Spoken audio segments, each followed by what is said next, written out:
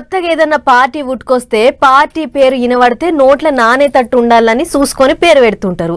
English అక్షరాలతో పీల్చుకునేందుకు అల్కగా ఉండేటట్టు పేర్లు పెడుతుంటారు. అట్లా తమిళనాడులా టీవీకే, డిఎంకే, ఇటు దేశంలో బీజేపీ, సిపిఐ, సిపిఎం అని నోరు తిరిగేటట్టు పెట్టిర్రు.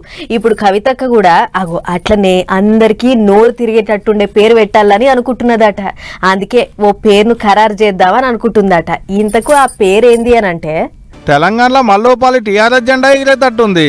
అంటే కార్ పార్టీ వాళ్ళు మళ్ళీ అధికారంలోకి వస్తారని కాదు, దానికి గులాబీ రంగు జెండా కాదు, దానికి పెప్ప కేసీఆర్ సార్ కాదు, కవితక్క పెట్టేటి కొత్త పార్టీ. కవితక్క పెట్టబోయేటి కొత్త పార్టీకి టీఆర్ఎస్ అని పేరు పెట్టాలని చూస్తుందట. అవునంటే అలా పార్టీ కార్యకర్తలు గులాబీ అభిమానులతో మాట్లాడిందట కూడా ఇదే ముచ్చట మీద.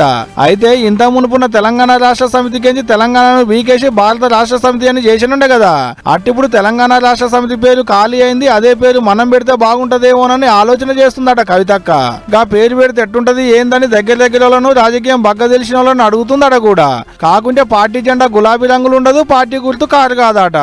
అక్క పెట్టబోయేటి కొత్త పార్టీకి కొత్త జెండా, కొత్త గుర్తు కొరకు ఎన్నికల సంఘంతో కమాయి నడుస్తున్నాయి. అలా ఇప్పుడు గీ ముచ్చట జోరుగా ప్రచారం అవుతుంది తెలంగాణలో. లెక్కకైతే 2001లో కవితక్కల బాబు కేసీఆర్ సారు తెలంగాణ కోసం తెలంగాణ రాష్ట్ర సమితి అని కొత్త పార్టీని పెట్టి ప్రత్యేక తెలంగాణ రాష్ట్రం వచ్చినాక అధికారంలోకి వచ్చి 10 ఏళ్లు పాలిచ్చిండు. ఇంకా పార్టీ పేర్లంగా తెలంగాణను బీకేసి భారత అని పెట్టి దేశాన్ని ఎలుగుల చేయాలని భారత రాష్ట్ర సమితి అని మార్చిండు పేర్లు. ఇప్పుడు టీఆర్ఎస్ పేరు ఖాళీగానే ఉంది కాబట్టి అక్క పెట్టబోయేటి కొత్త పార్టీకి ఆ పేరు పెట్టాలనేటి ఆలోచనలు చేస్తుందట కవితక్క. ఇక గదే అయినా అంటే వచ్చే ఓట్లలో బాబుకు పడేటి ఓట్లన్నీ బిడ్డకు పడుతుండొచ్చును పో.